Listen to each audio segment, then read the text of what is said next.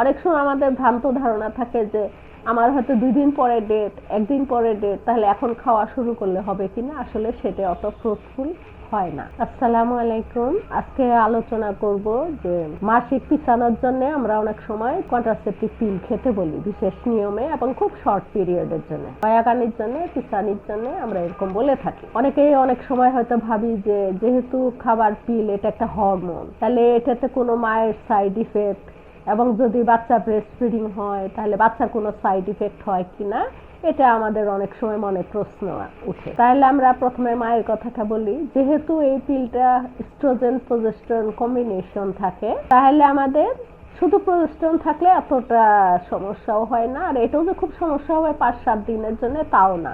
তবুও যেহেতু হরমোন এবং এটা একটা স্টেরয়েড, তাহলে খুব শর্ট টাইমের জন্য মার জন্য কি হতে পারে, যিনি খাবেন তার একটু বমি বমি ভাব লাগতে পারে, একটু মাথা ঘুরতে পারে, একটু মাথা ব্যথা হতে পারে, হইতেও পারে নাও হতে পারে। তাহলে শর্ট টাইম যেহেতু মাত্র 5-7 দিনের জন্য খাওয়া হয়, তাহলে এই জিনিসটা হতে পারে, কাজে এটা নিয়ে আমাদের ওরিড হওয়ার দরকার নেই। আর বাচ্চা যদি ব্রেস্ট ফিডিং হয়, তাহলে অনেক সময় আমাদের প্রশ্ন উঠে যাচ্ছে বাচ্চা যেহেতু বুকের দুধ খায়, তাহলে কি এই খাবার পিলটা কোনো বাচ্চার ক্ষতি হবে কিনা। এটা এতই অল্প পরিমাণে যায় যে বাচ্চার যেরকম কোনো ক্ষতি হওয়ার সম্ভাবনা খুবই কম, থাকে না বললেই চলে। কিন্তু যদি দীর্ঘদিন খাওয়া হয় খাবার বড়ি, তাহলে বাচ্চার যে ব্রেস্ট মিল্ক আছে, ব্রেস্ট মিল্কের গুণগত মানটা একটু চেঞ্জ হয়, এইটুকুই। তাহলে আমরা এটা নিয়ে এত ওরিড হব না যে যদি আমাদের মাসিক পিছাইতে হয়, আগাইতে হয়, তাহলে এই যে 5-7 দিন এবং যে সময় থেকে, এটা আমি আবারও বলতেছি, যে সময়টা আমরা পিছাইতে চাবো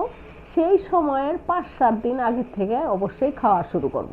অনেক সময় আমাদের ভ্রান্ত ধারণা থাকে যে আমার হয়তো 2 দিন পরে ডেট, 1 দিন পরে ডেট, তাহলে এখন খাওয়া শুরু করলে হবে কিনা, আসলে সেটা অত ফ্রুটফুল হয় না। তাহলে আমরা অবশ্যই যে সময়টাতে আমরা বন্ধ করব, যে সময়টা থেকে পিছাইয়া দেব, ওই সময়টার 5-7 দিন আগে থেকে আমরা খাবো এবং খুব কম সময়ের জন্য খাবো, 5-7 দিনের জন্য। তাহলে এতে যিনি খাবেন তার তেমন কোনো সাইড ইফেক্ট হবে না। স্বল্পক্ষণের জন্য মাথা ঘোরাইতে পারে, একটু বমি বমি ভাব লাগতে পারে, একটু হালকা মাথা ব্যথা হলেও হতে পারে। তো এটা নিয়ে এত ভয় পাওয়ার কিছু নাই, এত ওরিড হওয়ার কিছু নাই। আর বাচ্চারও, যে বাচ্চা বুকের দুধ খায়, তার সেরকম কোনো ক্ষতি হবে কিনা সেটা নিয়েও এত চিন্তা করার কিছু নাই। ধন্যবাদ।